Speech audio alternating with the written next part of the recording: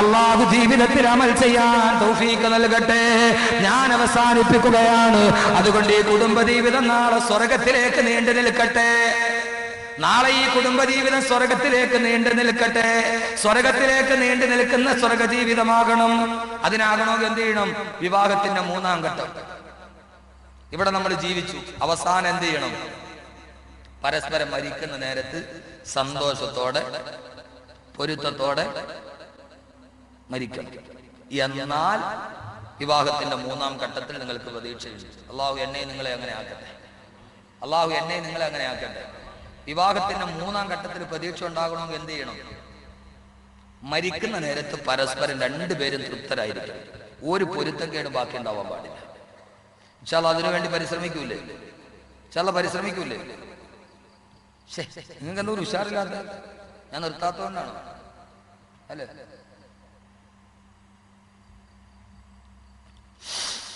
ഇന്ന് ജീവിതത്തിൽ അതിനുവേണ്ടി ഒരു പുതിയ നിയ്യത്തെടുക്കണം. റമളാൻ വരികയാണ്. പരസ്പരം പൊരുത്തം ചോദിക്കണം. എന്ന് പോയിട്ട് ചോദിക്കൂല്ലയോ? എന്തിനാ നമുക്കെന്തിനാ ആവശ്യം? നമ്മുടെ ഭാര്യയോട് നമ്മൾ പറയല്ലേ, ഭാര്യമാര് പോയിട്ട് ഭർത്താവിനോട് ചോദിക്കണം, നിങ്ങൾക്ക് എന്നോട് പൊരുത്തമാണോ ഇല്ലേ മരിച്ചാൽ?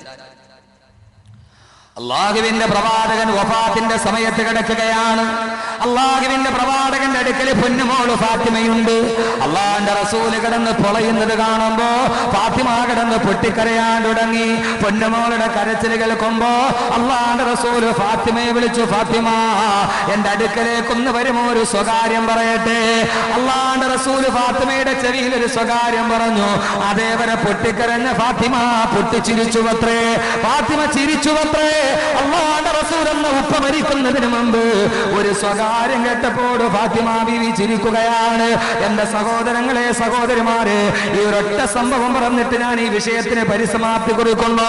തന്റെ പ്രിയപ്പെട്ട ഉപ്പ മരിക്കുന്ന സമയത്ത് ആ ചാരത്തിനെന്ന് ചിരിച്ച ഫാത്തിമ പിന്നീട് മരിക്കുന്നത് വരെ ഒരൊറ്റ പ്രാവശ്യമല്ലാതെ ചിരിച്ചിട്ടേയില്ല. അന്ന് ചിരിച്ച ഫാത്തിമ ബീവി പിന്നെ മരിക്കുന്നതിന് മുമ്പ് ഒരൊറ്റ പ്രാവശ്യമേ ചിരിച്ചിട്ടുള്ളൂ. എപ്പോഴാണെന്നറിയുമോ?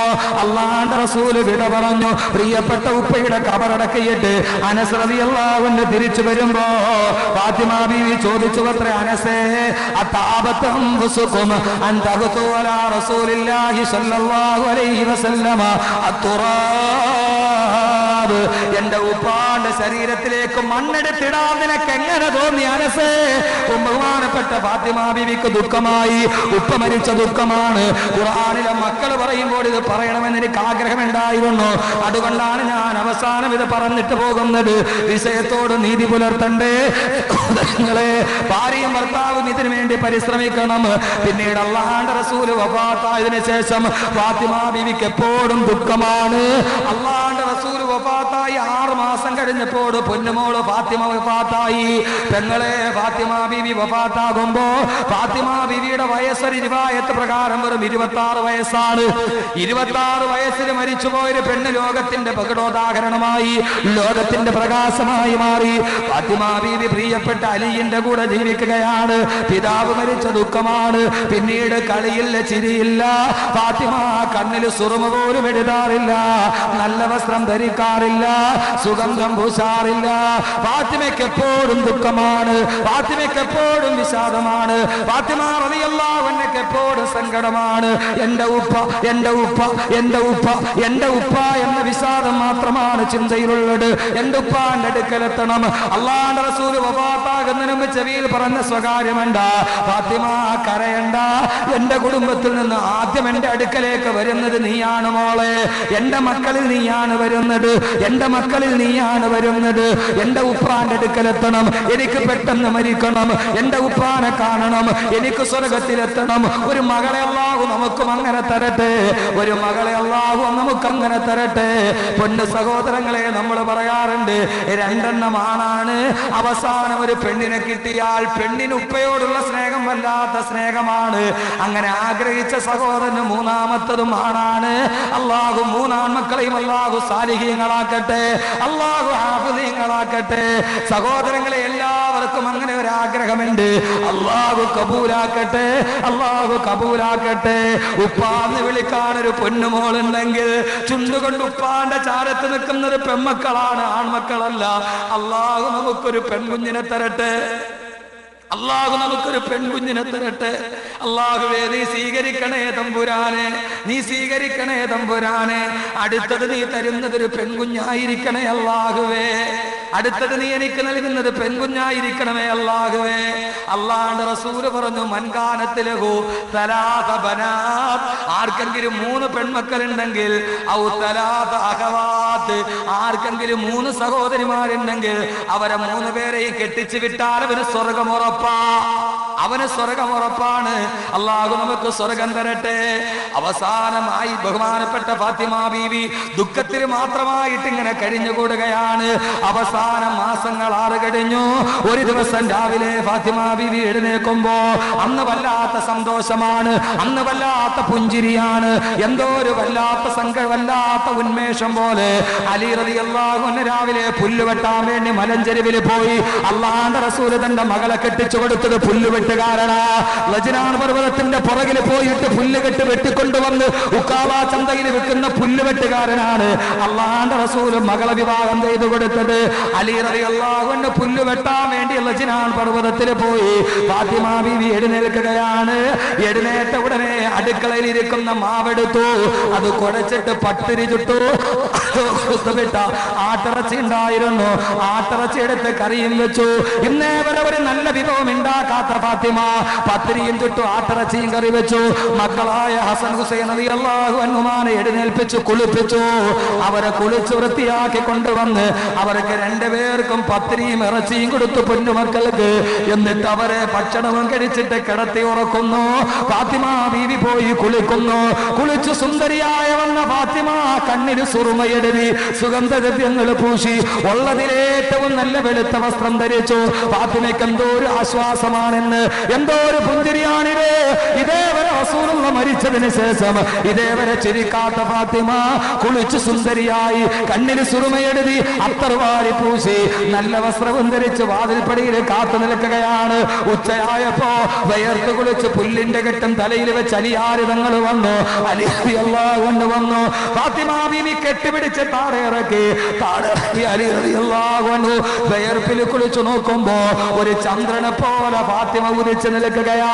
കണ്ണില് സുറുമയിട്ട ഏരടകുള്ള സുന്ദരി, അള്ളാഹുവിന്റെ റസൂലിന്റെ പൊന്നുമോള് പശ്ചിമ ചക്രവാളത്തിന്റെ മഴവില്ലിന്റെ മനോഹാരിത പോലെ വിടർന്നു നിൽക്കുമ്പോ അലി വിടർന്ന കണ്ണുകളോട് ചോദിച്ചു, ഫാത്തിമ എന്തായിട്? ഇന്ന് വല്ലാത്ത സുഷാറാണല്ലോ, വല്ലാത്ത ഉത്സാഹമാണല്ലോ. ഫാത്തിമ പറഞ്ഞു, പോയി നിങ്ങൾ കുളിച്ചിട്ട് വരിക. അലി റളിയല്ലാഹു അൻഹു പോയി കുളിച്ചിട്ട് വന്നു. നമ്മുടെ അവസാനത്തെ നിമിഷം ഇതായിരിക്കണം, അവസാനത്തെ നിമിഷം ഇതായിരിക്കണം. അലി റളിയല്ലാഹു അൻഹു കുളിച്ചിട്ട് വന്നു. പെങ്ങളെ ഒന്ന് ശ്രദ്ധിച്ച് കേൾക്കണേ, ഖുർആനിലെ ഭാര്യ ഇവിടെ സമാപിക്കുകയാണ്. കുളിച്ചിട്ട് വന്നപ്പോ അലി റളിയല്ലാഹു അൻഹുവിന്റെ മുമ്പിൽ ഫാത്തിമ ബീവി സന്തോഷത്തോടെ പത്തിരിയും ഇറച്ചിയും വിളമ്പി. അലി റളിയല്ലാഹു അൻഹു അത്ഭുതത്തോടെ നോക്കുമ്പോ ഫാത്തിമ പറഞ്ഞു, കഴിക്ക് ഭർത്താവേ. ഫാത്തിമ എന്തായത്? പതിവില്ലാത്ത ചില ചിട്ടവട്ടങ്ങൾ. കഴിക്ക് ഭർത്താവേ, കഴിക്കുക. അലിയുടെ മുമ്പിൽ ഭക്ഷണം വിതറപ്പെട്ടു. ആ സമയത്ത് ഫാത്തിമ ബീവി ഒരു കൊച്ചുമോളെ പോലെ അടുത്തിരുന്നു. അലി റളിയല്ലാഹു അൻഹു കഴിക്കാൻ ഭക്ഷണം എടുക്കുമ്പോ ഫാത്തിമ ബീവി വാ പൊളിച്ചിട്ട് അലിയുടെ മുമ്പിൽ നിന്നിട്ട് പറഞ്ഞു, ഇത് വെറും ഒരു രംഗവിവരണമല്ല, ഹദീസിന്റെ ഇബാറത്തുകളാണ്.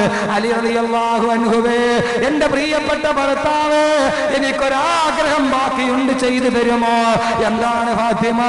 അങ്ങയുടെ കൈകൾ കൊണ്ടൊരൽപ്പം ഭക്ഷണം എടുത്തിട്ട് എന്റെ വായിലേക്കൊന്ന് വെച്ച് തരുമോ? എനിക്കൊന്ന് വെച്ച് തരുമോ എന്റെ വായിലേക്ക്? അലി റളിയല്ലാഹു അൻഹു ചോദിച്ചു, എന്താ ഫാത്തിമയുടെ? എന്റെ ഒരു ആഗ്രഹമാണ്. അലി റളിയല്ലാഹു അൻഹു റൊട്ടി ഞുള്ളിയെടുത്ത് ഫാത്തിമയുടെ വായിലേക്ക് വെച്ചു കൊടുത്തു. ഫാത്തിമ ബീവി ഭക്ഷണം എടുത്ത് അലിയുടെ വായിലേക്കും വെച്ചു കൊടുത്തു. ഭാര്യ ഭർത്താവിന്റെ വായിലേക്ക് വെച്ചു കൊടുക്കുന്ന ഒരു തുള്ളി ഭക്ഷണത്തിന് പ്രതിഫലമുണ്ടെന്ന് നബി മുഹമ്മദ് മുസ്തഫ. നബി മുഹമ്മദ് മുസ്തഫ വല്ലപ്പോഴുമൊക്കെ സ്വകാര്യ നിമിഷങ്ങളിൽ ഇതൊക്കെ ഒന്ന് ചെയ്യണം. ഇത് കുടുംബത്തിന്റെ പ്രകാശമാണ്. ഫാത്തിമ ബീവിക്ക് വലിയ ആഗ്രഹം. അലി റളിയല്ലാഹു അൻഹു പറഞ്ഞു, ഫാത്തിമ എനിക്ക് പേടിയാകുന്നു. എന്താണ് ഫാത്തിമ, നിനക്കൊരു മാറ്റം എന്താണ്? എനിക്ക് പേടി തോന്നുന്നു ഫാത്തിമ, നിന്റെ ഭാവ വ്യത്യാസം കാണുമ്പോ. അലി റളിയല്ലാഹു അൻഹു ഭക്ഷണം കഴിച്ചെഴുന്നേൽക്കുമ്പോ ഫാത്തിമ ബീവി റളിയല്ലാഹു അൻഹ അലിയിനോട് ചോദിച്ചു, അലിയേ നിങ്ങൾക്ക് വയറ് നിറഞ്ഞോ? നിറഞ്ഞ് ഫാത്തിമ. രണ്ടുപേരും ഒന്നിച്ചിരുന്ന് ഭക്ഷണം കഴിച്ചു. കൈ കഴുകിയിട്ട് അലി റളിയല്ലാഹു അൻഹു വരുമ്പോ ഫാത്തിമ ബീവി പറഞ്ഞു, അലിയേ എനിക്കൊരു അവസാനത്തെ ആഗ്രഹമുണ്ടെന്ന് സാധിപ്പിച്ചു തരുമോ? എനിക്ക് അവസാനത്തെ ആഗ്രഹമെന്ന് സാധിപ്പിച്ചു തരുമോ? അലി റളിയല്ലാഹു അൻഹു ഞെട്ടിപ്പോയി. എന്താ ഫാത്തിമ നിന്റെ അവസാനത്തെ ആഗ്രഹം? ഫാത്തിമയുടെ അവസാനത്തെ ആഗ്രഹം എന്താ? എന്റെ ശബ്ദം കേൾക്കാൻ തടിച്ചുകൂടിയ എന്റെ പ്രിയപ്പെട്ട പെങ്ങളെ, നിന്റെ ഒടുക്കത്തെ ആഗ്രഹം ഈ ആഗ്രഹമാകണം. ഫാത്തിമ ബീവി പറഞ്ഞ എന്റെ അവസാനത്തെ ആഗ്രഹം എന്താണെന്നറിയുമോ? അലിയേ അലിയേ ഈ ഭിത്തിയിലേക്ക് നിങ്ങളൊന്ന് ചാരിയിരുന്നിട്ട് ആ കാലൊന്ന് നീട്ടിവെക്കുമോ? ആ മടിയിലേക്ക് ഞാനൊന്ന് തലവെച്ച് കിടക്കട്ടെ അലിയേ. ഫാത്തിമ ബീവിയുടെ അവസാനത്തെ ആഗ്രഹം എന്താ? ആ ഭിത്തിയിലേക്കൊന്ന് ചാരിയിരുന്നിട്ട് കാലൊന്ന് നീട്ടുമോ? ഞാൻ അങ്ങയുടെ മടിയിലൊന്ന് തലവെച്ച് കിടക്കട്ടെ. അലി റളിയല്ലാഹു അൻഹു പൊട്ടിക്കരഞ്ഞു പോയി. ആ ഭിത്തിയുടെ ചുവരിലേക്ക്, ചെറ്റക്കൂരയുടെ ഭിത്തിയിലേക്ക് അലി റളിയല്ലാഹു അൻഹു ചാരിയിരുന്നു. കാലങ്ങ് നിവർത്തി വെച്ചു. ഫാത്തിമ ബീവി തന്റെ ഭർത്താവിന്റെ മടിയിലേക്ക് തലവെച്ചു. എന്നിട്ട് തന്റെ പ്രിയപ്പെട്ട അലിയുടെ മുഖത്തേക്ക് നോക്കിയിട്ട് ചോദിക്കുന്നു, അലിയേ അലിയേ അല്ലാഹുവിന്റെ റസൂൽ നിങ്ങളുടെ കയ്യിൽ എന്നെ പിടിച്ചേൽപ്പിച്ചതാണ്. ഒരു കൂരയുടെ കീഴിൽ ഇത്ര നാളും നമ്മൾ ജീവിച്ചതാണ്. രണ്ട് മക്കളെ നിങ്ങൾക്ക് വേണ്ടി ഞാൻ പ്രസവിച്ചതാണ്. നിങ്ങളോട് ഞാൻ വിട പറയുമ്പോ അലിയേ എന്റെ കാര്യത്തിൽ നിങ്ങൾക്ക് പൂർണ്ണ പൊരുത്തമുണ്ടോ? അലിയേ ഭർത്താവേ എന്നോട് നിങ്ങൾക്ക് പൂർണ്ണ പൊരുത്തമാണോ? നിങ്ങൾക്ക് ഇഷ്ടപ്പെടാത്തത് എന്തെങ്കിലും ഈ ഫാത്തിമ നാവ് കൊണ്ടോ ഹൃദയം കൊണ്ടോ ചെയ്തിട്ടുണ്ടോ? അലി റളിയല്ലാഹു അൻഹുവിന്റെ മറുപടി രണ്ട് തുള്ളി കണ്ണുനീരാണ്. കിടക്കുന്ന ഫാത്തിമയുടെ മുഖത്തേക്ക് രണ്ട് തുള്ളി കണ്ണുനീര് വീണു. അലി ഫാത്തിമയുടെ കയ്യിലോട്ട് പിടിച്ചിട്ട് പറഞ്ഞ, ഫാത്തിമ ഇതേവരെ എനിക്ക് ഇഷ്ടപ്പെടാത്തതൊന്നും നീ ചെയ്തിട്ടില്ല ഫാത്തിമ. എനിക്ക് നിന്റെ കാര്യത്തിൽ പൂർണ്ണ തൃപ്തിയാണ് ഫാത്തിമ. പെങ്ങളെ ഫാത്തിമ ചിരിച്ചു. ഫാത്തിമ ചിരിച്ചു. അല്ലാഹുവിന്റെ റസൂലിന്റെ മുഖത്തിരുന്ന് ചിരിച്ച ഫാത്തിമ പിന്നീട് ആദ്യമായിട്ട് ചിരിക്കുകയാണ്. ഫാത്തിമയുടെ മുഖം വിടർന്നു. ഫാത്തിമ ബീവി ചിരിക്കുകയാണ്. എന്നാൽ ഇനി ഞാൻ പോകട്ടെ അലിയേ. എവിടേക്കാണ് ഫാത്തിമ? എന്റെ ഉപ്പാന്റെ അടുക്കലോട്ട് പോവുകയാ. അശ്ഹദു അല്ലാ ഇലാഹ ഇല്ലല്ലാഹ് വഅശ്ഹദു അന്ന മുഹമ്മദർ റസൂലുള്ളാഹ്. ഫാത്തിമയുടെ ചുണ്ടുകൾ നിലച്ചു. അലി റളിയല്ലാഹു അൻഹുവിന്റെ മടിയിൽ തലവെച്ച് തന്റെ ഭർത്താവിന്റെ പൊരുത്തം ചോദിച്ച് ഭർത്താവിന് തൃപ്തിയാണെന്നറിഞ്ഞ് ഫാത്തിമ എന്നേക്കുമായി കണ്ണടച്ചു. പെങ്ങളെ ജീവിതത്തിലെ ഏറ്റവും വലിയ സൗഭാഗ്യമാണിത്. അള്ളാഹു നമുക്ക് തൗഫീക്ക് നൽകട്ടെ. എന്തിനാണ് ഈ മത്സരം? എന്തിനാണ് ഈ തമ്മിലടി? എന്തിന്? ഒരു കൂരക്കുള്ളിൽ ജീവിച്ചിട്ട് പരസ്പരം എന്തിനാ ഈ സ്പർദ്ധ? എന്തിനാ?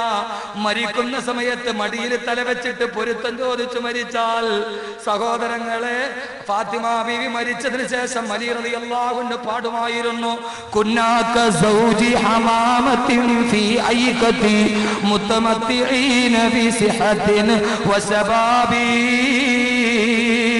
خلت الزمان بنا وفرق بيننا إن الزمان مفرق الأحباب. ഞാനും എന്റെ ഫാത്തിമയും ഐക്കാത്താഴ്വരയിലെ മാടപ്പിറാവുകളെ പോലെ ഞങ്ങൾ കൊക്കുരുമ്മി നടന്നവരാണ്. കാലം ഞങ്ങളെ വേർപെടുത്തി കളഞ്ഞു. ഫാത്തിമ എന്നോട് വിട പറഞ്ഞു പോയി. മരിച്ച ഭാര്യയെ ഓർത്ത് വിലപിച്ചു പാട്ടുപാടിയ ഭർത്താവ് ഇങ്ങനെ മരിക്കുന്ന സമയത്ത് സന്തോഷത്തോടെ ചിരിച്ചു മരിക്കാൻ കഴിഞ്ഞാൽ ഞാൻ അവസാനിപ്പിക്കുന്നു. വിവാഹത്തിന്റെ 3-ാം ഘട്ടത്തിൽ നമുക്കെത്താം. എവിടെയാ നമ്മുടെ വിവാഹത്തിന്റെ 3-ാം ഘട്ടം? എവിടെയാ? അല്ലാഹുവിന്റെ ഖുർആൻ തന്നെ പറയട്ടെ, ഹും വഅസ്വാജുഹും ഫീ ലിലാലിൻ അലൽ അറായികി മുത്തഖിഊൻ. ഹും അവരും വഅസ്വാജുഹും അവരുടെ ഭാര്യമാരും അവരുടെ ഭാര്യമാരും ഫീ ലിലാലിൻ അലൽ അറായികി മുത്തഖിഊൻ സ്വർണ്ണ നൂലുകൾ കൊണ്ട് നെയ്തക്കപ്പെടാക്കപ്പെട്ട സ്വർഗത്തിന്റെ കട്ടിലിൽ ചാരിയിരിക്കുമെന്ന് വിശുദ്ധ ഖുർആൻ.